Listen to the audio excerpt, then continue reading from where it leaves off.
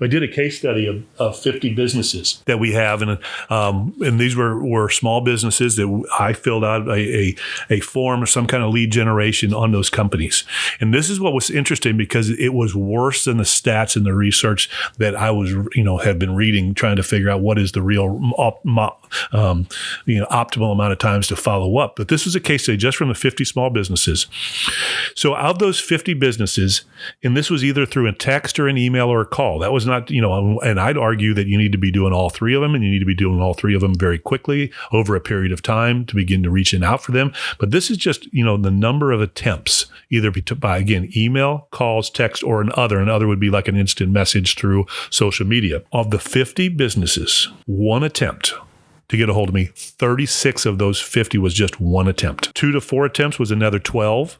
Another 4, 5, or 6 attempts, and 7+ attempts was only 3 of those businesses. Now think about that. When it takes 4 or more, only a handful of those 50 businesses reached out more than 4 times. Most of them were through email and text. Phone calls was around 10% on that, and other was only 2. And it's interesting, and we should do a podcast about instant messaging and how that's changing the dynamic here as it moves forward. But that gets the clutter out of the way. Not very many people were actually reaching out through instant messaging.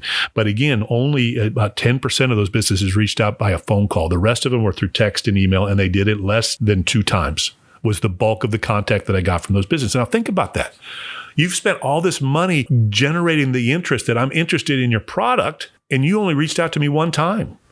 You're leaving it for me to call you, which, again, that would be great.